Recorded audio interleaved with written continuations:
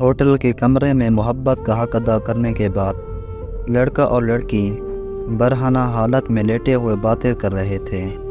لڑکے نے لڑکی سے بولا، جانو، یہ لمحے ہمارے لیے بہت زیادہ قیمتی ہیں۔ چلو اٹھو، ایک ویڈیو بنا کر ان لمحوں کو یادگار بناتے ہیں اور پوری زندگی کے لیے قید کر لیتے ہیں۔ لڑکی بولی، جانو نہیں، ایسے مت کرو، تم میری یہ ویڈیو لیک کر دو گے۔ تو لڑکے نے جواب دیا کہ تمہیں مجھ پر شک ہے؟ میری جان، تمہیں میری قسم، بس صرف ایک ویڈیو بنانے دو، تمہارے سر کی قسم، میں گھر جاتے ہی اس ویڈیو کو ڈیلیٹ کر دوں گا۔ لڑکی بولی، جانو تم سر کی قسم مت کھایا کرو، چلو کوئی بات نہیں، تم ویڈیو بنا لو۔ وہ عزت ہوٹل کے کمرے میں نیلام کر کے وہ محبوب کی یادوں میں اٹھتی گھر آ کر سو گئی۔ یاد رہے وہ گھر سے سہیلی سے ملنے کا بہانہ لگا کر گئی تھی۔ جب وہ صبح اٹھی تو اسے معلوم ہوا کہ اس کی وہ ویڈیو پورے انٹرنیٹ پر وائرل ہو چکی ہے۔ جب یہ بات اس کے بھائیوں کو معلوم ہوئی تو اس کے بھائیوں نے اسے اسی وقت مار کر فوراً دفن کر دیا، اور لوگوں کو یہ بتایا گیا کہ اسے سر درد ہوا تھا اور وہ اس لیے مر گئی۔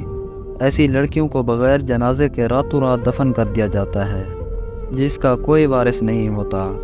یہ جو میں آپ کو بتا رہا ہوں، یہ کوئی کہانی نہیں ہے، بلکہ ایک سچا واقعہ ہے، اور نہ جانے ایسے واقعات پتہ نہیں کتنی لڑکیوں سے ہو چکے ہیں۔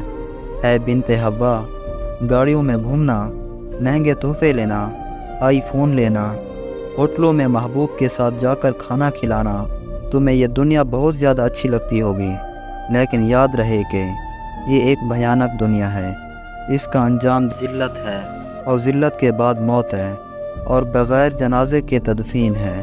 اے بنت حوا، آپ کے بابا نے زمانے کی خاک چھان کر آپ کو جوان کیا ہے، آپ کو اچھے سے اچھا پہنایا، اچھے سے اچھا کھلایا، آپ کو تعلیم دلوائی، کسی قابل بنایا۔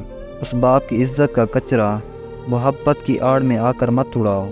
اس دنیا میں سب کچھ مل جائے گا، لیکن یاد رہے، جو آپ کی عزت ایک بار چلی گئی تو دوبارہ نہیں بنے گی۔ آپ کے پاس ابھی بھی وقت ہے، سنبھل جائیں، مت پڑیں ان چکروں میں، اس سے پہلے کہ ایک لاوارث موت آپ کا مقدر بن جائے۔